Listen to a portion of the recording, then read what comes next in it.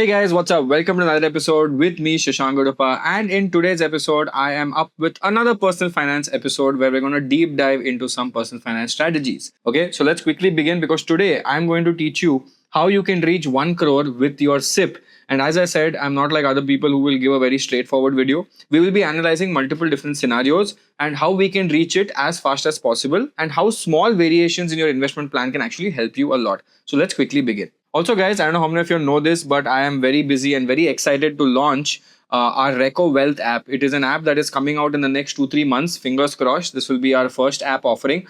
And here we will be giving stock recommendations to buy and sell via an app.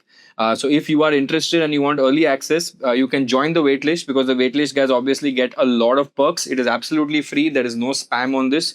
But if you join it, you will get a lot of perks when we actually start the entire thing, right? So I hope you guys are excited for it. And we are very excited. So a lot of things are coming there. Chalo, let's quickly go into the calculation. So here I'm going to put 3 paths to 1 crore. Okay, not one path, 3 parts. Now, a lot of people who are just starting off in today's, experience of making money, they've just started off a new job, they all want to become a crorepati and they want to plan ahead for it, right?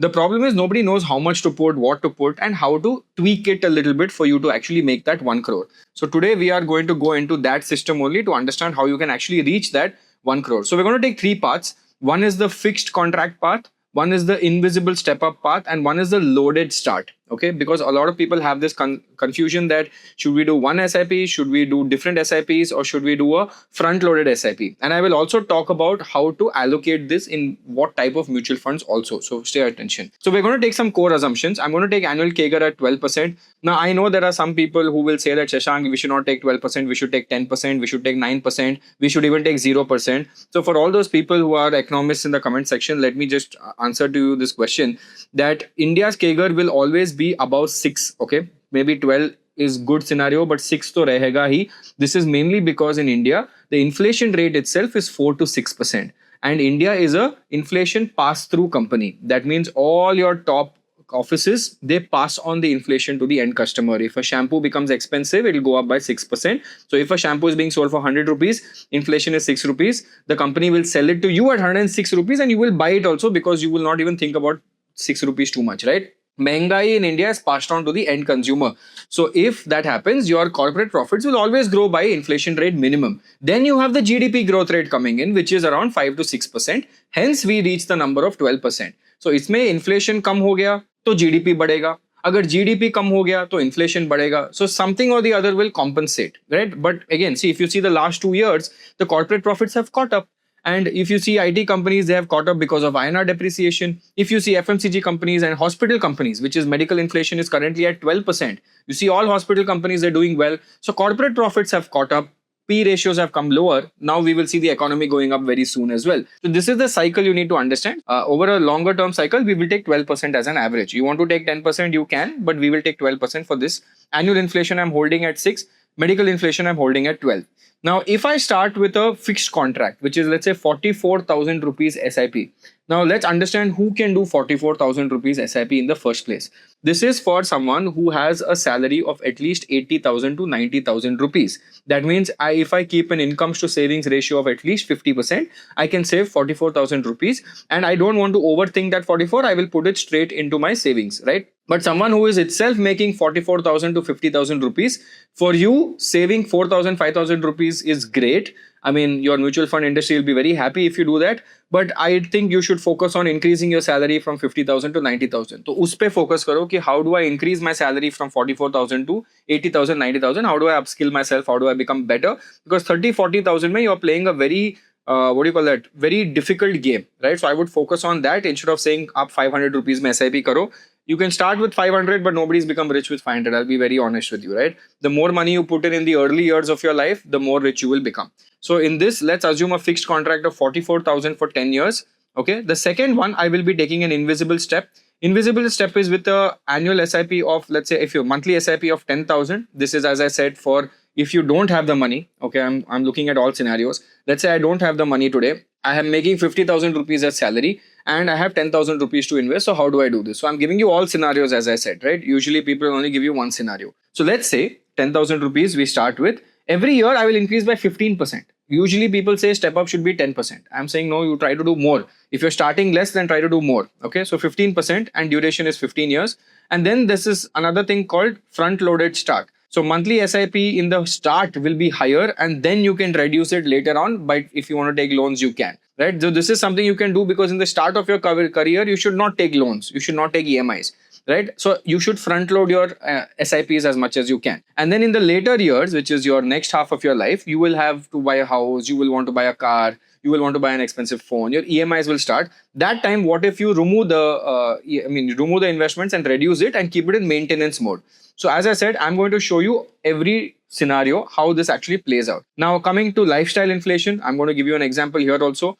Average urban salary, as I said, is 35,000. If you are in the urban salary of 35,000, most of you people are in this range. I would strongly say let's start going towards 50 to 80,000. Upskill yourself to become really good. We're hiring almost 9 people in the next 2 to 3 months across marketing, sales, operations. So if you're interested, I can share the hiring link also down here. And the salary will be about 35 only. So try to get something about this as well. Savings rate, I'm assuming 10%, because most Indians save less than 10%. Ideally, you should be saving 30%, 40% of your income, but 10% will assume. And duration is 10 years. We're assuming inflation. Okay. And this is called time versus money. So if you look at this, how does it work? If someone starts at 23 versus someone starts at 28, I did this mistake. I started very late. I started at 26. I started working 27, 28 is when I really started investing. And that time I was doing crypto.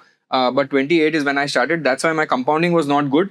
But in the early years, I was focusing on increasing income sources, right? Not SIP. I was increasing income sources. But assume you cannot do that and you start even at 10,000 SIP for 15 years with a CAGR of 12%. You will reach approximately 18 lakhs of investment, and your final corpus in 15 years will be around 50 lakhs. Okay. And if you start later, and even if you do double the amount, you will only make 46 lakhs. So starting early obviously makes sense. But again, I don't want to be a naysayer about this. The goal of this is to create wealth, not to retire. Okay. Because I don't think with 50 lakhs in 15 years you can retire. महंगाई इतना बढ़ जाएगा कि you will not be able to retire inflation adjusted, right? So the only way you can retire is if you increase your SIPs to a very drastic level. And let me show you the examples. Now we'll come to the first path, which is the fixed contract path. Okay. So fixed contract path, we said 44,000 SIP, 10-year duration, 12% CAGR. Total invested amount will be 52 lakhs over 10 years. And your corpus will reach 1 crore. So if you just do 44,000 for 10 years at even a 12% CAGR, and this is assuming you just do index fund investing and you are not doing mid cap, flexi cap, small cap, all of that, and you're not taking the blended CAGR from 12 to 14, let's say you're only doing 12, then you will definitely reach 1 crore in 10 years itself if you just do 44,000. Now, I would say 1 crore is still good in 10 years. If you really ask me, I don't feel 1 crore is bad in 10 years. 1 crore will still be relevant. Yes, you can't go buy a house and all of that. You can't do major ticket purchases, but it is not a bad amount to have. Okay. And that is only 44,000 as of today. This is very good for people who are in the salary bracket of 80,000 to 90,000. Is pe aap step up karo, even better. You will reach it in not 10 years, maybe 8 years you will reach it, right?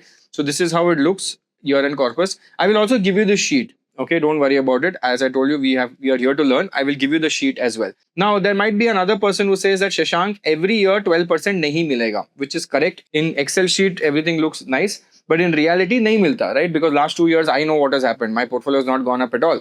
But if you look at the long-term trend of Nifty, whenever there is a correction, it usually goes up a lot after that, right? If you want, I can actually show you some very nice examples, and let me show you that as well, because I want to show you all of this, because I know there are a lot of keyboard warriors who will be like, Shashank, har mahina nahi milta, it is not correct, this and that, right? And I want to show you that it doesn't work always like that, because when there are bad times, the good times come really fast. So let me show you Nifty 50 historical data, right? So I'll show you only with data. I don't want to talk about anything else apart from data.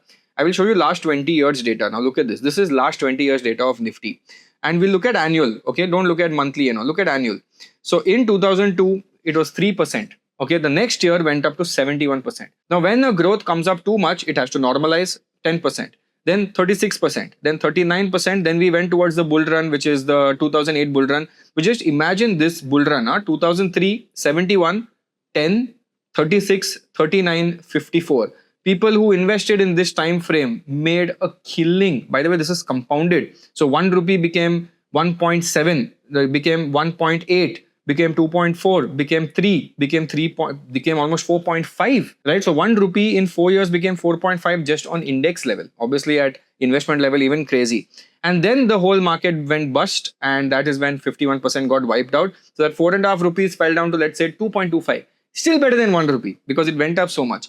After that, immediately next year, 75% up index. This is what happens in the market. So whenever you see bad years, the following years are usually better, because look at this in another perspective. If the market is bad, the government will step in to fix the market. In sadly, इस बार क्या हुआ, हमारा government ने ही stop किया था market को. It was doing very well. We only came and did lot of tweaks. But this is what happens, right? So 6%, 30%, -4, -3. So look at this. This can be a good base. 2 years of very bad performance, -4 and +3. And then next year we got 28% on the index. Then again 3%, 12%, 14%, it becomes a spring and it builds up, right? So technically, if you look at India, even though the market has not done well, it has actually gone up from start to end at 8% and 10%. So we've not actually had bad years technically. And if I show you the Nifty mid cap and small cap indexes, they will be little bad. And another thing, if you notice, most of the bad years are always in Jan. If you look at Jan is always a negative year. Most of the times, at least 7 out of 10, Jan is bad. And the best time is usually June, July, August. These are the best periods. I don't know how it is cyclical, but weirdly it is, right? So that's why I said, let's assume, even if you say, okay, this year not 12, next year not 12, average base पे 12 आ जाता है. चलो 12 नहीं आता है तो 11 तो आ जाता है, तो it's fine, no problem. Coming to part 2, let's take starting SIP of 10,000 rupees, 15% step up. Duration is now 15 years. At 12% CAGR, your total invested becomes 57 lakhs, and here your final corpus becomes 1.1 crores, almost 1.2 crores. But this is after 15 years. So inflation adjusted, this will be much lower, right? So hence, I told you in the start, with 5,000 rupees, 10,000 rupees, SIP is nice to do, but I don't think you will honestly become very rich if you do that. You need to increase the starting SIP if you really want to achieve wealth. I don't want to lie like other people and say 10,000 crore आप अमीर बन जाएंगे. 15 साल में you make 1 crore, there's no point because inflation is going to kill you, right? So if you want a realistic idea from me, I think your monthly SIP should be really high, and try to focus on increasing the monthly SIP as fast as possible. That is my honest take. I'm not trying to say anything around that. Now coming to the front loaded part. Let's say SIP for the first 5 years of 30,000, then maintenance SIP of 10,000, 15 years, 12% invested. That is only 30 lakhs invested, but now I've got 1 crore in the final corpus. This is mainly because of the first front loading. As I said earlier in your life, front loading makes sense. So where does usually, I'll tell you, where does a compounding effect actually come? Where you really make wealth. See, if you make 10x your returns over 10 years, you will not be very, very rich. Okay. It does not change your life. You'll be rich, obviously, but it does not change your life. The real compounding effect comes after 10x. And usually that is after 10 to 12 years. It comes after that only, not before that. Right? After 10x is when from that 10x to 100x jump is the same as 1x to 10x. There is no difference because the money has to compound 3.5 times. 1 rupee becomes 2, 2 becomes 4, 4 becomes 8. 3 times ho gaya, plus half a time is 3.5 times. It has to double, right? So in mutual funds also, this is the system. So 20 years if you hold, there's a very high chance you will make really good money because that compounds to almost 100x over 20 years. I don't know if you guys believe this or you know this or not, but if you look at, like, I've been tracking the mutual fund space a lot. Mid-cap funds have actually outperformed small cap and flexi cap over a long period of time because India mid-cap to large cap migration is better. And if you look at the mid-cap funds, I'll go and look at HDFC mid-cap or Axis mid-cap. They all started at 10 rupees in 2013 when they came out with the IPO, when the NFO, okay, 10 rupees when they came out in 2013. Today, 2026, they are trading at 170 rupees as NAV. That is 17x in 13 years. 17x in 13 years. Now, this 17, if they double the NAV, which will happen, let's say, in every 4 years, 17 becomes 34, 68, and 1000. So that becomes life-changing money, right? And obviously, it's 13 years. So maybe in 20 to 22 years, that will become 100x without you doing any kind of research. Now, obviously, you do that in stocks, you're great. But if you can't do it in stocks, then this is the best way to build money. And as I said, early multiplier, if I really tell you that if you start early, very fast, early, your 1 rupees are 3x more powerful. This is all data. This is not crap. So 1 rupee at 15th year, if you do that first year, is 4 rupees. And the later you start, that 1 rupee stays as 1 rupee because compounding starts only here. And as I said, compounding really starts only after 10x, 10 years. After 10 years, the money starts compounding really well. And only thing I would strongly recommend all of you guys who are watching this video, because I have done all of these mistakes in the past, is lifestyle inflation ko thoda sambal ke rakho. See, even if you ask me, I could have done many things differently in the past. If I look at now, I'm 33. I started making good money around 28, but I did not invest it well. I bought a Mercedes car. I bought houses for rent. That is at least chalo good. I did angel investing, that nothing worked out. I did many mistakes, right? I went to 3 international trips per year. So I did a math also. If I had not gone to those 3 international trips, maybe I had gone to one instead of three, I would have bought another house today, right? So that is how much I've spent. But again, you have to also enjoy life. You have to spend, also enjoy, but don't overdo it. I overdid it. Hence, I'm teaching you guys that don't overdo it. Again, I'm going to give this SIP sheet for you guys to keep it as a reference. Again, and if you are interested in swing trading recommendations, both short term and long term, we are coming out with this app and special bonuses for people on the wait list. So you can join it absolutely free of cost. There's no money involved in it. But again, and if you are looking to get hired in our office to come work with me on the research side, on the app side, on the many things we're building, I'm going to give you the link for that as well. Again, this is me, Shashank Godapa, signing off, guys. Take care. See you. Bye bye.